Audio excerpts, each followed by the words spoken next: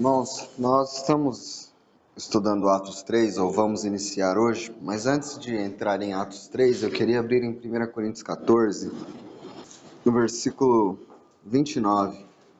Tratando-se de profetas, falem apenas 2 ou 3, e os outros julguem.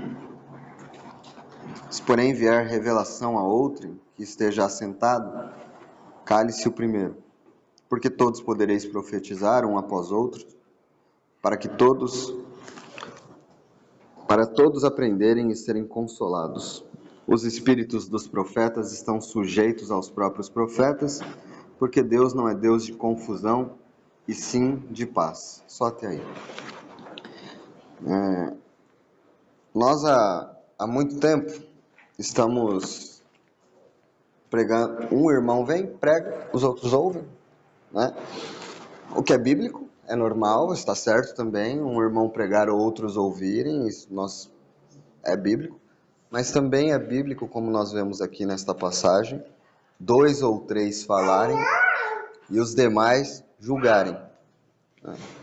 E aqui é dito que, se porém vier revelação a outro, no versículo 30, que esteja assentado, cale-se o primeiro. É visto como o Espírito Santo pode conduzir e controlar a reunião, e um irmão no Espírito Santo, falando a palavra de Deus, pode falar na reunião dos santos. Nesse mesmo texto vai dizer como em todas as igrejas dos santos conservem-se as mulheres caladas na igreja. Então, nesse aspecto do profetizar publicamente para a igreja, as irmãs não têm, isso está bem claro para todos. Mas estou dizendo isso porque, com a graça de Deus, a partir de hoje, mais do que um irmão vai falar na reunião. Mas não é regra. Pode ser que uma reunião seguinte volte a falar um só, né?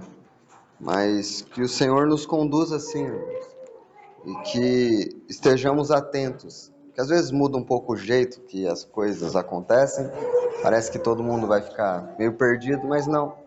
Ouça com atenção aquilo que o Espírito Santo quer nos dizer por meio da palavra, utilizando a vida do irmão que ele quiser utilizar. Amém?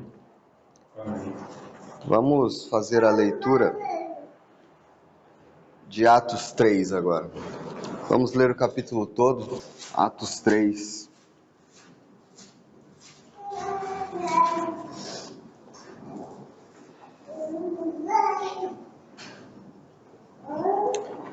Pedro e João subiam ao templo para a oração da hora nona.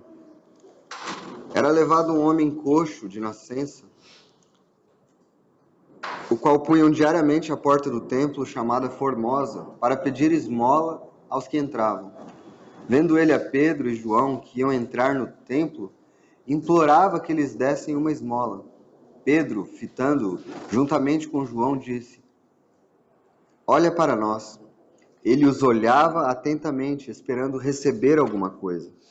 Pedro, porém, lhe disse: Não possuo nem prata, nem ouro, mas o que tenho, isto te dou. Em nome de Jesus Cristo, o Nazareno, anda.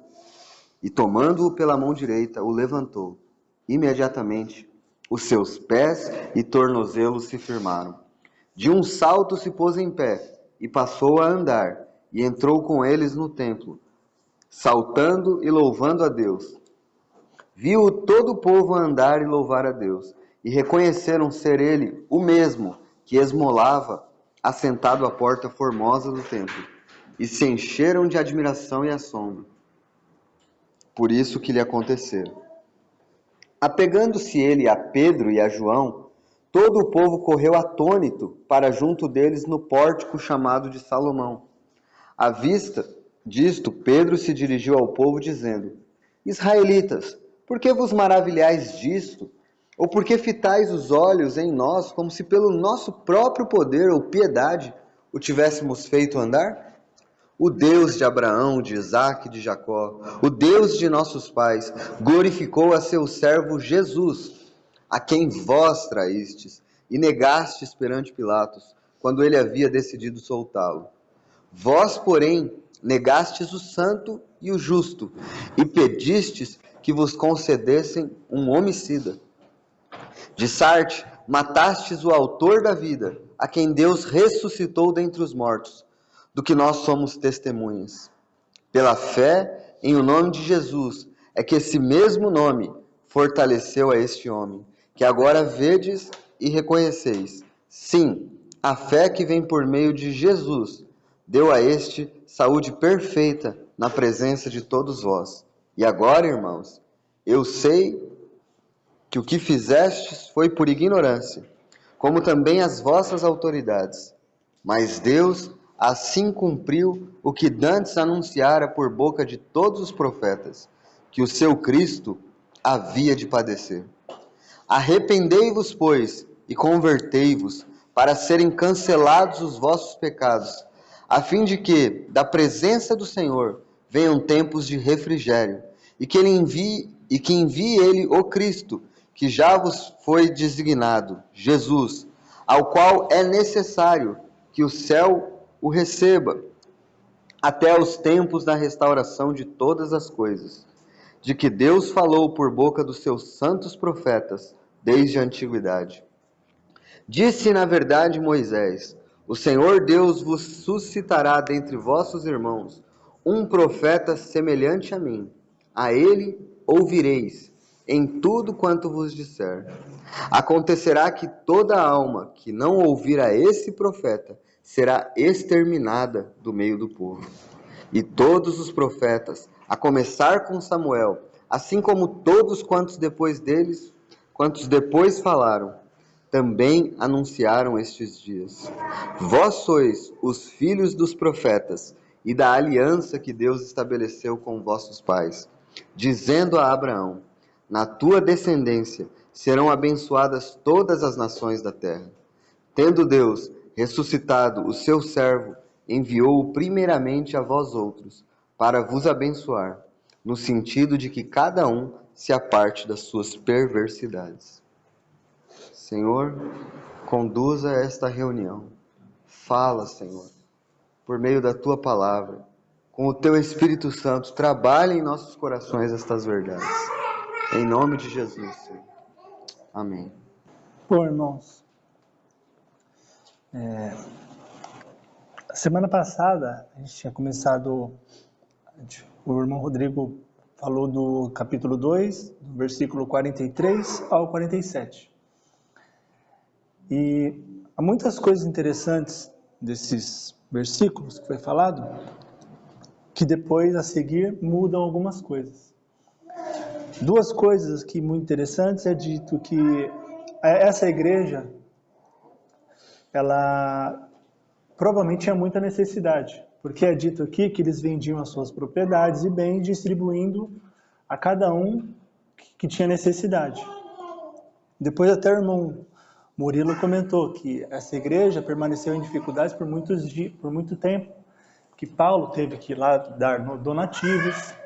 Era uma igreja, resumindo, de muita dificuldade. A outra coisa interessante aqui diz que esse povo tinha a simpatia do povo. Eles eram, até o momento, bem vistos, né? Mas a partir de Atos 3, essa cura desse coxo ou paralítico, é muito importante essa cura desse coxo, porque é a primeira cura. Quando Pedro pregou, o Espírito Santo desceu, deu dom de línguas e interpretação também, e Pedro pregou, e muitas pessoas se converteram, mas não tinha havido nenhuma cura. E aqui aconteceu a primeira cura. E se a gente der só uma olhada, esse acontecimento desse paralítico ou coxo foi se estendendo até outros capítulos. Porque aqui, no primeiro versículo, diz que é 3 horas da tarde, que eles foram ao templo. Depois, no capítulo 4, no versículo 5, diz no dia seguinte. Porque Pedro e João foram interrogados, foram presos. Pedro teve que falar no meio do sinédrio. Tamanho essa cura, o reboliço que deu. Porque Pedro, acontece a cura aqui, né, desse coxo.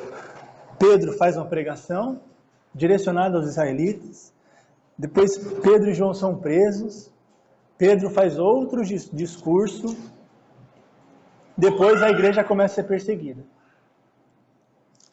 Aqui, depois dessas coisas, a simpatia do povo não existia mais.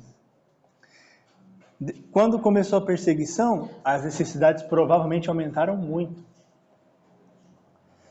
Mas, e no capítulo 3, no versículo 6, diz algo interessante, que Pedro diz assim para o coxo: não possuo nem ouro e nem prata, mas o que tenho, isso te dou.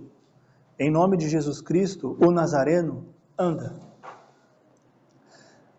Pedro disse aqui, não possuo nem ouro e nem prata. O que ele está dizendo aqui não é somente dele. A igreja do Senhor não tinha nada. Ela tinha muita necessidade. Mas ela tinha uma coisa. Não era só Pedro que tinha. Tinha Cristo. É interessante que eu vi num comentário sobre Tomás de Aquino. Um papa chegou para ele se gloriando, se vangloriando. Olha o reino, olha as coisas, olha o templo. Ouro, prata, coisas belíssimas. Pedro, o Papa disse, o nosso primeiro Papa disse que não tinha nem ouro nem prata. Hoje nós não podemos dizer isso.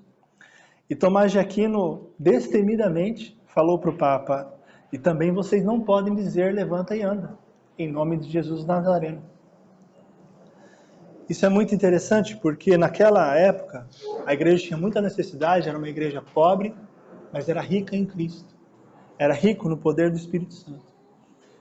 Depois de muitos séculos, como nós temos visto em Apocalipse, as 7 cartas, o período da igreja na história, a igreja começou a ficar rica, mas pobre no Espírito Santo, pobre no poder de Deus. E outra coisa muito interessante também, é dito aqui que esse paralítico ou coxo, no versículo 2, é dito que era levado um homem coxo. Como ele era coxo ou paralítico, ele não podia andar sozinho, ele era levado. E era coxo de nascença. Em outras versões diz paralítico. Ele era posto diariamente na porta do templo, para todos os dias pedir esmolas.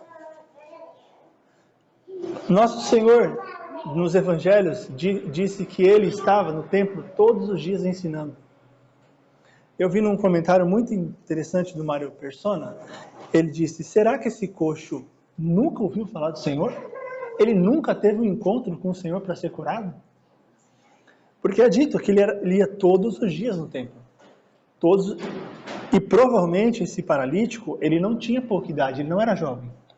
Já era de uma idade não tão avançada, mas também não tão jovem. Mas todos os dias, era diariamente para pedir esmola no templo. E ele nunca teve um encontro com o Senhor. Nós podemos perguntar, por que ele nunca foi curado? Porque o Senhor, nosso Senhor, curou muitas pessoas. Mas esse coxo não. Mas é interessante que nós não temos todas as respostas. Nós, às vezes, queremos as coisas do nosso jeito. A única coisa que esse coxo esperava era a esmola. Porque é dito aqui que o coxo, esperando receber alguma coisa, porque Pedro diz para ele, olha para nós. E ele esperou receber alguma coisa, só que o que ele recebeu foi a cura. Esse coxo, como eu disse no começo, essa cura foi se estendendo por dias. Pedro foi preso, esse coxo se tornou um testemunho do Senhor, porque o irmão até leu no versículo 11, apegando-se ele a Pedro e a João. Ele se agarrou a Pedro e a João. E ele entrou no templo pulando de alegria. Aquele homem que era coxo desde nascença, quando foi curado, começou a pular de tanta alegria. E é dito aqui que ele louvava a Deus. Ele não só mais foi curado, ele se tornou um sinal. Era o sinal que o poder de Deus estava ali. Porque a cura, esses milagres, Os milagres que aconteciam aqui não era milagre por milagre, ou milagre para Pedro se aparecer superior ao povo. Ele até diz isso aqui. Por que vocês estão maravilhados por causa disso? Pensando que isso aconteceu pelo nosso poder ou nossa piedade? Ou seja, a cura não depende da nossa piedade, da nossa força, do nosso poder. É o Senhor quem quer curar. É Ele que quer mostrar o sinal, é Ele que quer dar o testemunho. E foi o que aconteceu aqui com esse coxo. Ele era posto diariamente, mas nunca foi curado. Provavelmente ele ouviu falar do Senhor e nunca foi curado. Mas ele foi curado nessa época, nesse dia que ele encontrou Pedro e João, o que talvez foi até melhor. Porque ele não era mais só um coxo curado por alguém. Ele era um testemunho, ele era um sinal que o poder de Deus estava ali. E é dito também, como eu falei, não é a piedade nem o poder do próprio homem que pode fazer alguma coisa para curar. E Pedro diz assim, no versículo 16, ele diz que foi pela fé no nome de Jesus, que esse mesmo nome fortaleceu a este homem, que agora vedes e reconheceis. Sim, a fé que vem por meio de Jesus deu a este saúde perfeita na presença de todos vós.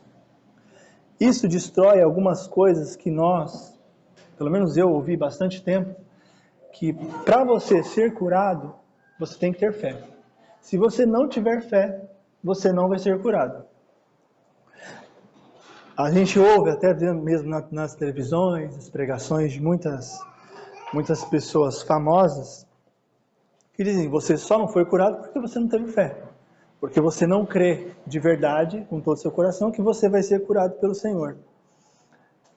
Como a gente leu aqui, esse coxo esperava receber a cura, ele estava esperando receber alguma esmola. Ele não pediu para ser curado.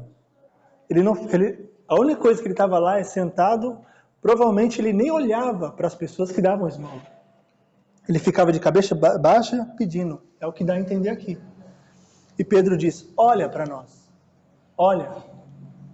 E ele diz, em nome do Senhor Jesus, levanta e anda. E foi a fé que Jesus deu, a fé, o dom da fé.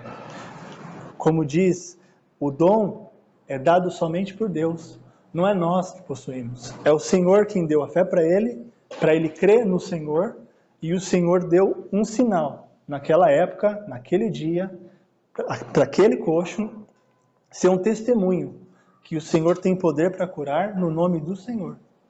É só pela fé. E ele diz, em nome de Jesus. Quando o Senhor curava os paralíticos, cegos, surdos, endemoniados, o Senhor não falava em nome de Jesus.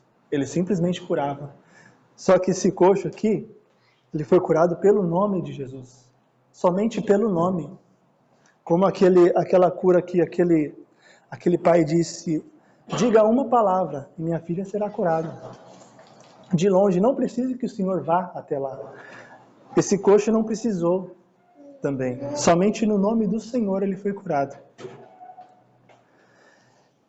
E eu queria destacar a isso, né?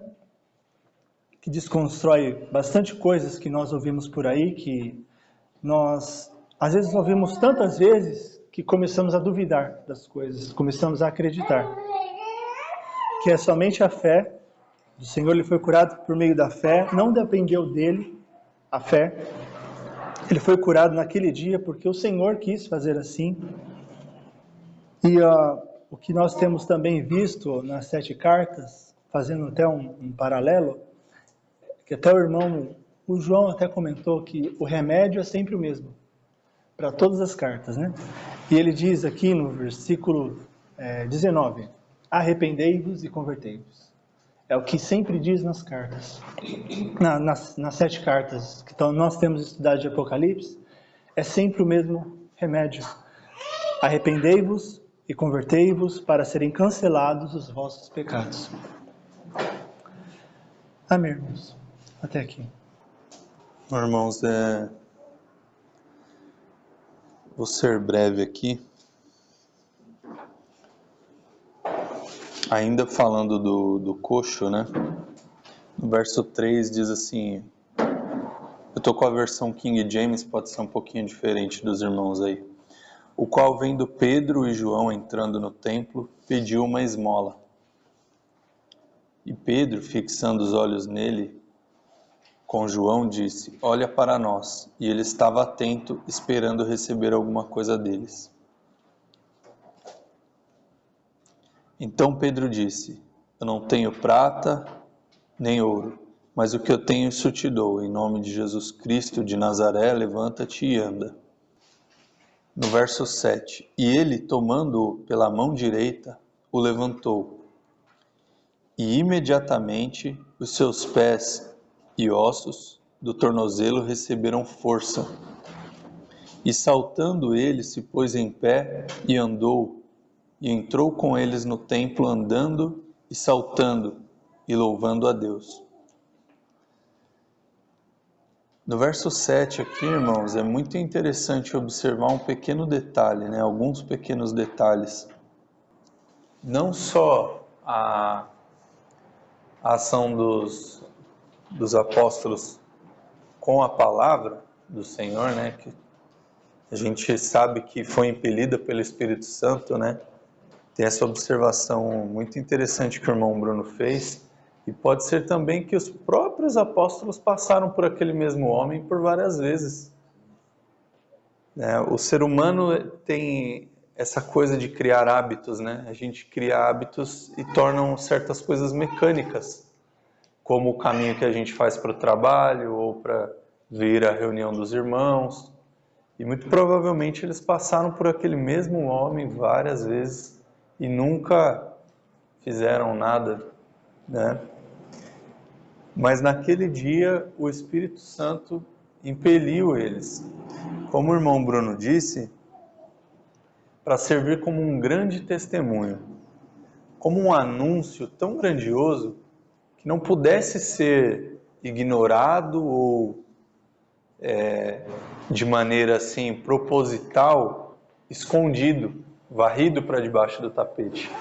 Era um anúncio como nos nossos dias, como se a gente tivesse dinheiro para pôr a nossa lojinha, né? O anúncio da nossa lojinha na TV Globo, né? Num canal aberto, grande. Um anúncio que não dá para ser ignorado. E esse anúncio ele foi feito no lugar principal de Israel. E com o propósito de falar com toda a casa de Israel,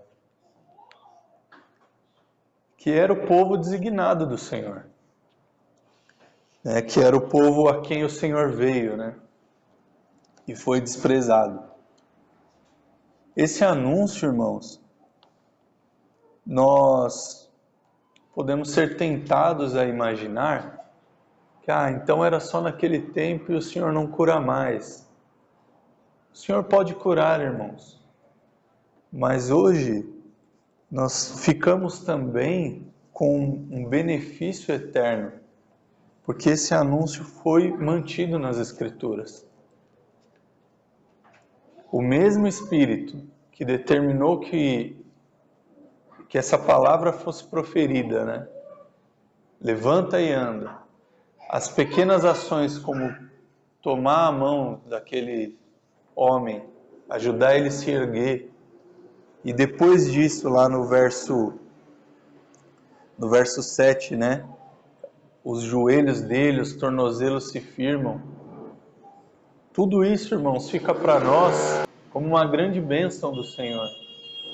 Para nós percebermos, esse anúncio, irmãos, fica para nós como um grande legado, como um grande aprendizado, porque nós não poderíamos saber sem essas coisas que o Senhor permitiu que permanecessem nas Escrituras, que a sua igreja é realmente dele. São provas que o Senhor deixou, não só para Israel, mas também para nós, os gentios. São provas que o Senhor deixou para a edificação da nossa fé, para que soubéssemos que se algum irmão passar em seu coração, né, a tentação de imaginar, nossa, mas será que é assim mesmo, né? Será que realmente a igreja é do Senhor? Quando alguém olha para a história da igreja, pode duvidar. Quando alguém vê as igrejas do dia de hoje, né, gordas, ricas, e como o irmão disse, pobres na palavra, pobres na prática, pobres do poder do Senhor, da ação do Senhor em si mesmas, alguém pode duvidar. Mas o Senhor deixou essas palavras com detalhes para que saibamos que Ele mesmo ergueu a sua igreja. Ele constrói e mantém e virá recolher a sua igreja. Voltando para a questão de Israel, irmãos, ele fala lá no verso 17: E agora, irmãos, eu sei que por ignorância fizestes isso, como fez também os vossos governantes. Aqui ele fala para a nação, irmãos. Nós sabemos, e vamos ver isso ao decorrer do estudo de Atos, que alguns judeus creram no Senhor. Esses foram incluídos na igreja. Mas aqui ele fala para todo Israel. E ainda com um ar de misericórdia, né? Ora, por ignorância. E agora, irmãos, eu sei que por ignorância vocês fizeram isso. Essas coisas más, né? Mas todas essas coisas que vocês fizeram foram já prenunciadas, foram já profetizadas lá atrás. Então ali ele com grande autoridade, né, acusa o pecado de Israel, de condenar o seu Senhor, de trocar o seu Senhor por um bandido.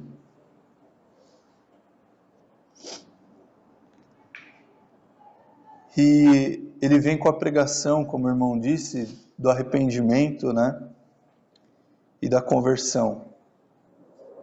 Aqui é maravilhoso, irmãos, no verso 21, ele diz assim a respeito do Senhor: ao qual é necessário que o céu receba até os tempos da restauração de todas as coisas, das quais Deus falou pela boca de todos os seus santos profetas, desde o princípio do mundo. Pois na verdade Moisés disse aos pais: o Senhor vosso Deus vos levantará um profeta dentre os vossos irmãos, semelhante a mim. A ele ouvireis em todas as coisas que ele vos disser. Irmãos, quando ele fala semelhante a mim, eu imagino que os judeus eles estavam esperando alguém com caráter, né, semelhante ao do Senhor. E não o próprio Senhor encarnado, né? Eles esperavam um grande líder.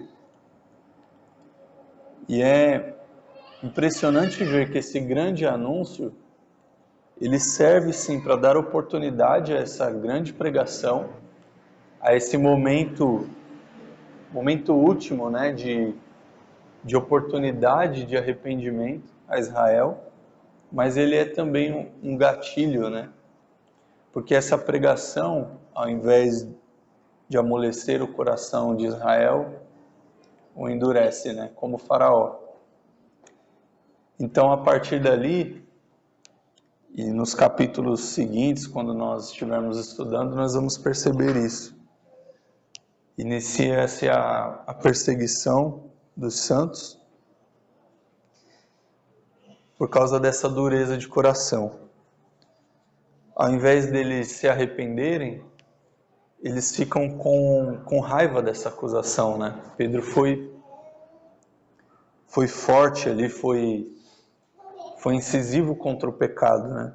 Apesar de ter ali no verso 17, né, essa conotação amável da compreensão de que Eles não sabiam o que estavam fazendo, como o Senhor mesmo disse na cruz, né? Perdoa-os, eles não sabem o que fazem. Bom, irmãos, eu acredito que o que eu tenho para contribuir é isso. Irmãos, a gente pode voltar no capítulo 1 deste livro, no versículo 8. Vamos ler do 6 ao 8, tá, irmãos? Então os que estavam reunidos lhe perguntaram, que os discípulos do Senhor, os apóstolos, Senhor, será este o tempo em que restaures o reino a Israel? Respondeu-lhes, não vos compete conhecer tempos ou épocas que o Pai reservou pela sua exclusiva autoridade, mas recebereis poder ao descer sobre vós o Espírito Santo, e sereis minhas testemunhas, tanto em Jerusalém, como em toda a Judéia e Samaria e até os confins da terra. Irmãos, esse versículo 8 aqui é a chave para entender o livro de Atos. É a chave para entender esse livro. Eles receberam poder do Senhor e eles seriam testemunhas onde? Qual é a sequência do testemunho que eles dariam? Jerusalém, Judéia, Samaria, até os confins da terra. O que nós estamos vendo no capítulo 3 que foi lido hoje? Pedro e João entrando no templo. No templo aonde? Templo de Jerusalém. Eles estão ali, com o poder, revestidos do poder do alto, sendo testemunhas do Senhor. Eles encontram aquele coxo que, como os irmãos disseram, possivelmente já haviam encontrado, o Senhor já havia visto, mas o Senhor é soberano. O Senhor pode salvar o menino Timóteo em sua infância e pode salvar o ladrão na cruz no último instante da sua vida. O Senhor cruzou com aquele homem muitas vezes, os apóstolos cruzaram, mas o dia da salvação daquele homem era este. Era o dia em que Pedro e João estariam andando, o veriam e o curariam. E o salvariam e os seus pecados seriam perdoados. Esse momento foi tão marcante na vida de Pedro, né, quando ele disse, eu não tenho nem ouro nem prata, que na sua carta, em 1 Pedro capítulo 1, versículo 18, ele diz, não fostes resgatados com ouro, prata, mas com o precioso sangue de Cristo Jesus. O momento marcou a vida de Pedro, né? Porque, sem dúvida, ali cheio do Espírito Santo, ele disse essas coisas, olha, nós não temos ouro nem prata, mas o que nós temos, nós te damos em nome de Jesus. Nós vamos perceber, irmãos, que a partir de agora, na história da igreja, Cristo não está mais presente na terra. Mas então o que toma o grande fator agora é o nome do Senhor. Nós vimos nesse capítulo que no nome do Senhor, um homem foi curado. Nós veremos no capítulo 4, Pedro dizendo, em nenhum outro nome há salvação. E nós veremos que a igreja reunia-se única e exclusivamente debaixo do nome do Senhor. Então, o nome do Senhor, a autoridade do Senhor é que é vista a partir de agora. E é muito interessante, irmãos, para a gente entender algumas coisas que estão acontecendo aqui, entender que Atos é um período de transição na igreja. Por quê? Porque aqui ainda nós temos nos apóstolos muitos paradigmas que precisam ser quebrados, porque eles eram judeus. Então nós estamos vendo aqui, Pedro e João subiam ao templo para a oração da hora nona. Um costume judeu, subir ao templo para a oração. Jesus não já havia dito em João capítulo 4 para aquela mulher, chegará o dia, e eis que vem, que não adorarão nem no templo, nem no monte. Eles ainda estavam aí nesse processo, né? Indo ao templo para oração. E aqui é que nós temos, tomando uma coisa prática, uma aplicação para nós, é que o Espírito Santo os encheu, eles estavam cheios do poder e eles fizeram aquela cura. Mas a cura, como já foi dito, não era para trazer glória para eles. Eles aproveitariam ao máximo a oportunidade que eles teriam para pregar o Evangelho. E aqui é uma aplicação para nós. Nós devemos aproveitar ao máximo as oportunidades que temos para pregar o Evangelho, né? O irmão Rodrigo hoje, logo que chegou aqui, contou que um homem viu ele com a Bíblia na mão e falou, você está indo para a igreja? Ora por mim, eu estou desesperado, eu estou angustiado, eu estou querendo morrer. um homem clamando por socorro.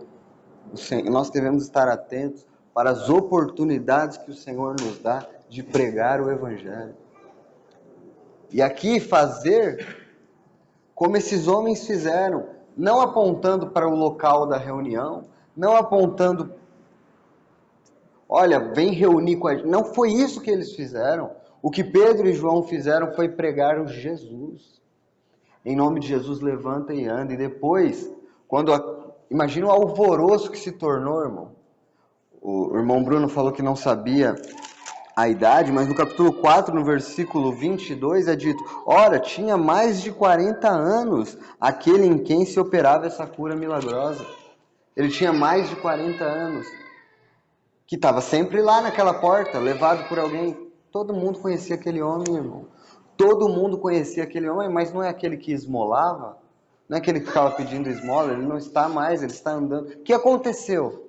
O poder de Jesus. Este grande milagre que aconteceu. Então o povo ficou, meu Deus, é um milagre. Irmão, tem uma coisa, milagre é uma coisa extraordinária.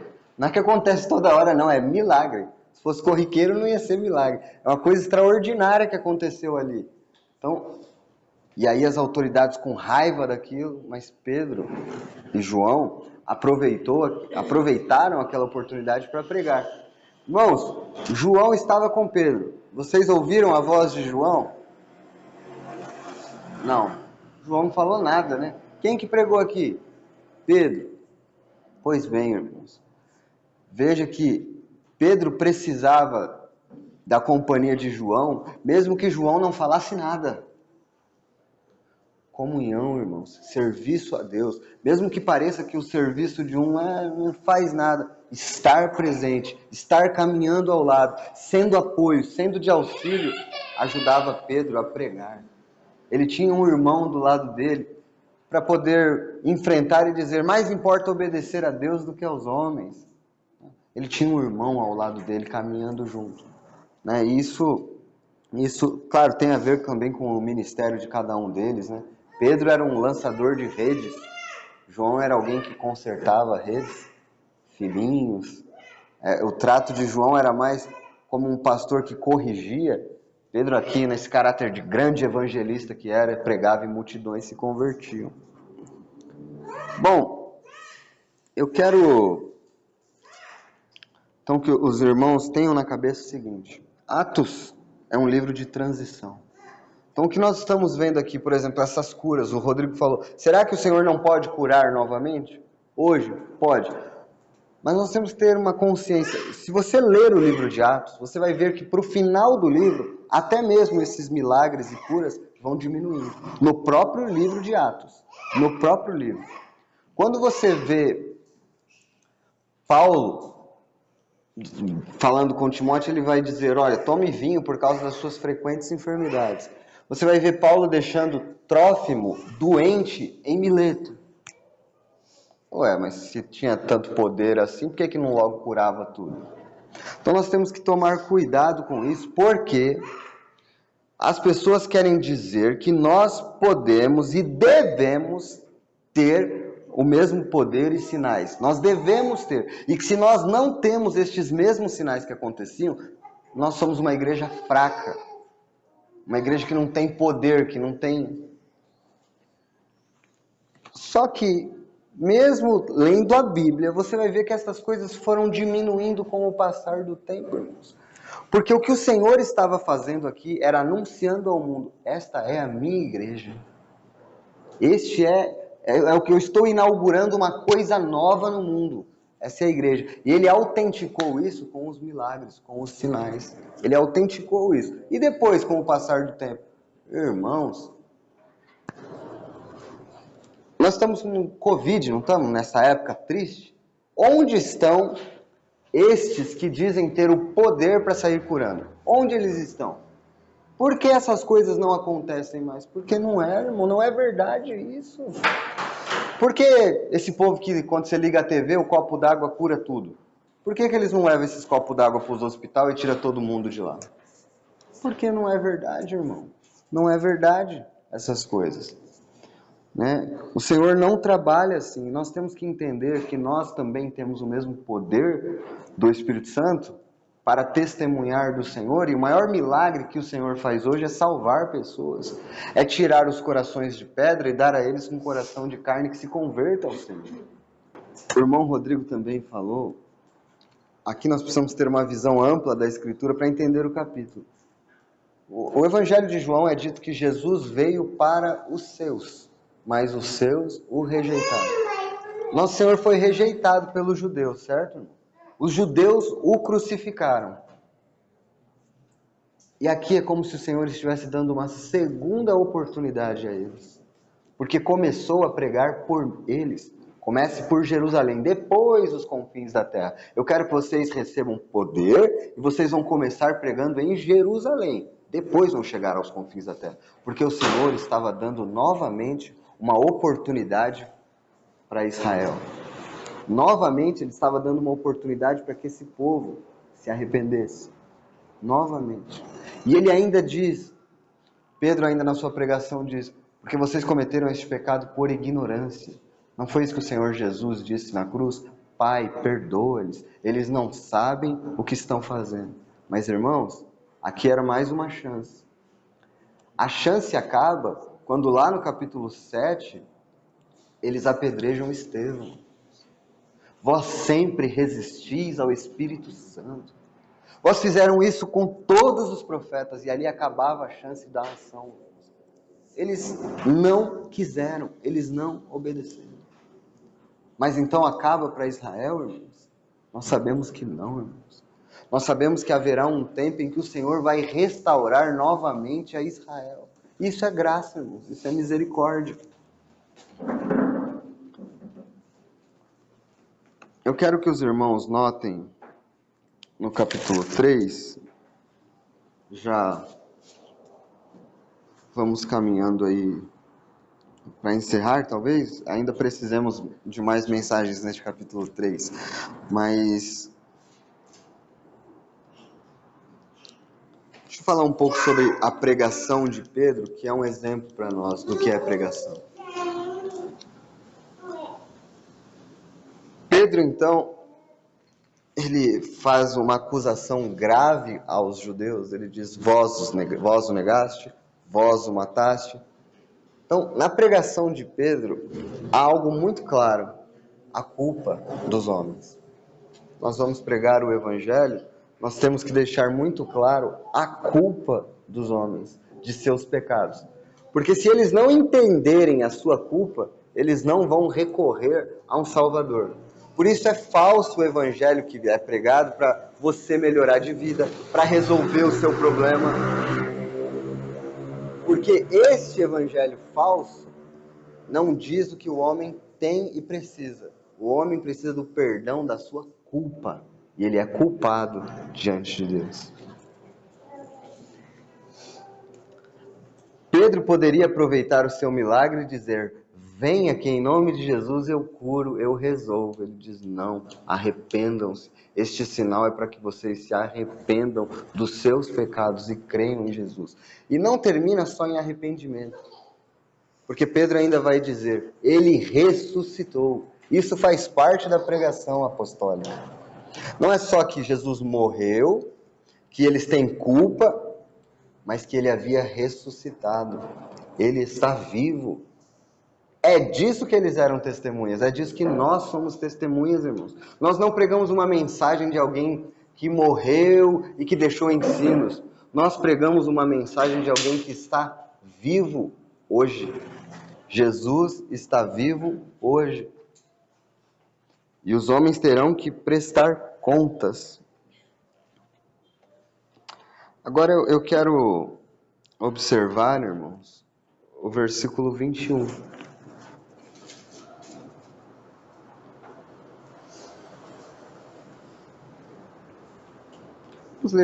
Vamos ler do 19 até o 21.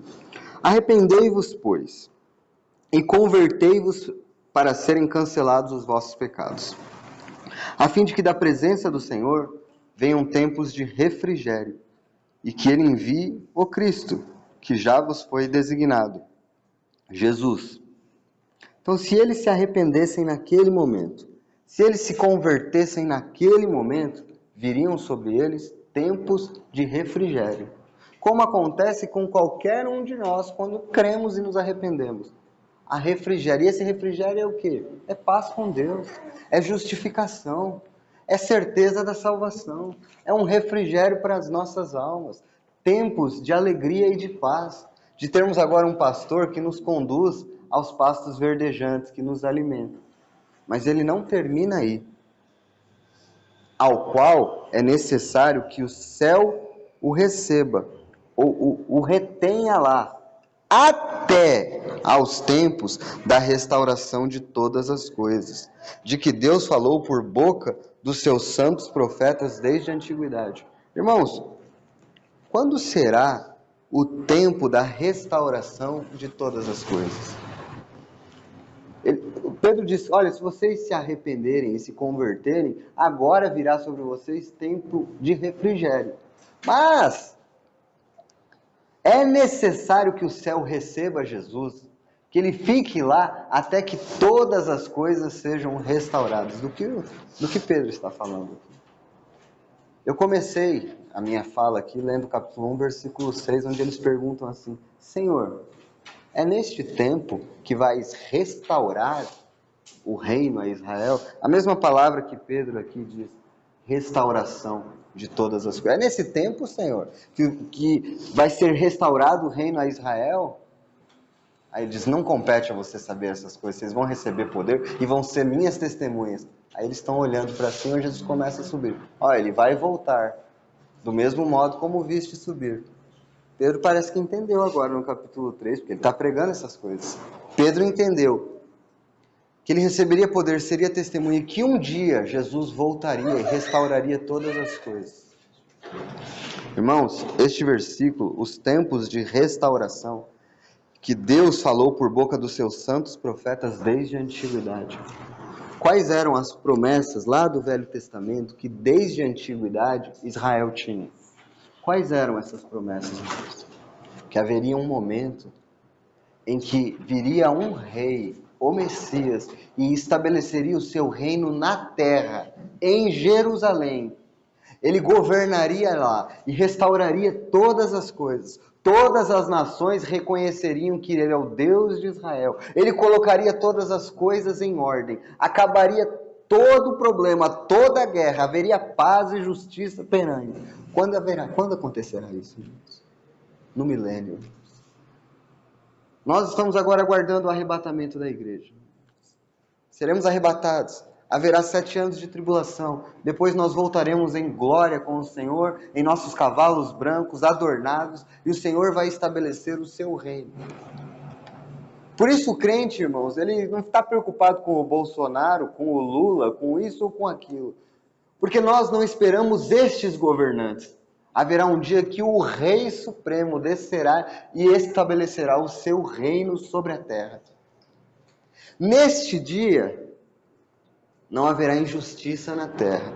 Neste dia, haverá paz sem fim. Aos vencedores, aos crentes fiéis, ele dará autoridade para reger as nações, nós vimos ontem. Este é o tempo de restauração de todas as coisas. Bom, isso aqui não é papo furado, irmãos. Isso aqui não é esperança vã, não.